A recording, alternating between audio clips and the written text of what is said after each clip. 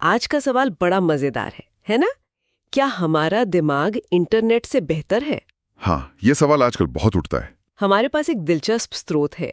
इसमें 2 दोस्त हैं, रोहन और अमित, और वो इसी बात पर बहस कर रहे हैं। अच्छा। जाहिर है इंटरनेट भाई जानकारी ढूंढने में तो वो बिजली की तरह तेज है। बिल्कुल, स्पीड तो है, लेकिन क्या रफ्तार ही सब कुछ है? ये स्रोत सोचने पर मजबूर करता है। हाँ, कि दिमाग की अपनी अलग ही खूबियां हैं। इंटरनेट जानकारी देता है, पर दिमाग वो अनुभव बनाता है। बिल्कुल अलग बात है। सही कहा। तो चलिए इसी बहस के बहाने दिमाग और इंटरनेट की कुछ खास बातों पर गौर करते हैं। हाँ जरूर, जैसे उनकी प्रोसेसिंग पावर, मेमोरी क्षमता, रिएक्शन टाइम और वो तर्क बना मंतर ज्ञान वाला पहलू भी। बिल्कुल। शुरुआत कहाँ से करें? प्रोसेसिंग क्षमता। हाँ, प्रोसेसिंग से करते हैं। स्रोत में रोहन का एक तर्क है कि दिमाग 1 सेकंड में, सोचिए, करीब 10 लाख सिग्नल प्रोसेस कर सकता है। 10 लाख?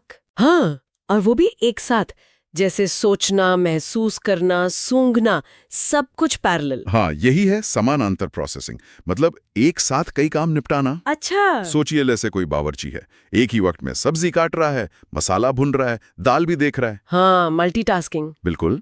इंटरनेट ज्यादातर क्या करता है? सीरियल प्रोसेसिंग, एक काम खत्म फिर दूसरा शुरू। जैसे सुपरमार्केट की लाइन। हाँ, कुछ वैसा ही समझिए। दिमाग की ये जो क्षमता है ना, एक साथ कई धागे जोड़ने की, ये इसे बहुत खास बनाती है। ये सिर्फ डेटा नहीं देखता, पूरा कॉन्टेक्स्ट, पूरा अनुभव प्रोसेस करता है। ये तो हुई प्रोसेसिंग की बात, लेकिन मेमोरी का क्या? याददाश्त? इंटरनेट पर तो लगता है जैसे कोई सीमा ही नहीं है जानकारी की। हाँ, वो तो है, असीमित लगता है। पर स्रोत में एक चौंकाने वाली बात लिखी है। इंसान का दिमाग करीब 1 पेटाबाइट। 1 पेटाबाइट? हाँ, यानी 10 लाख गीगाबाइट्स जितनी जानकारी वो सहेज सकता है, और वो भी सुनिए बिना वाईफाई या बैटरी के। गजब है।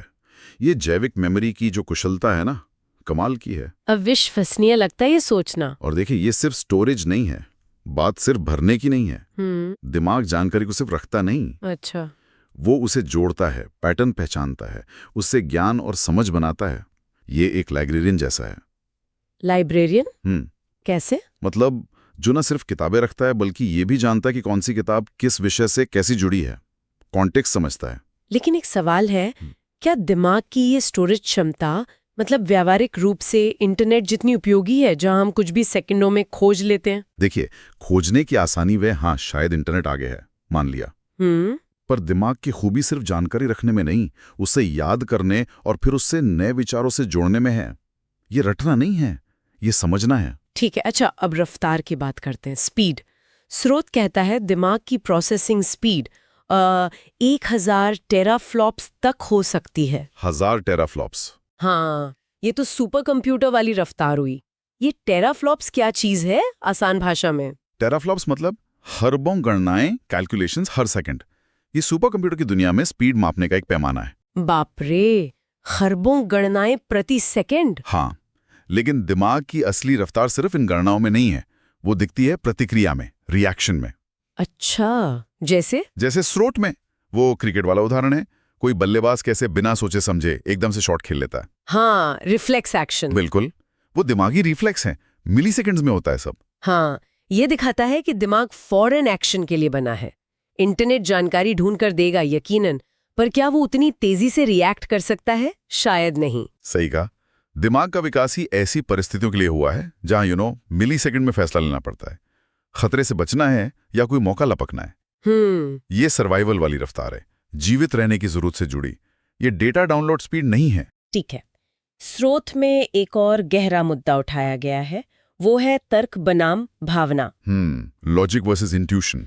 इंटरनेट हमें तर्क देता है, आंकड़े देता है, डेटा, जो बहुत जरूरी है, इसमें कोई शक नहीं। बिल्कुल जरूरी है।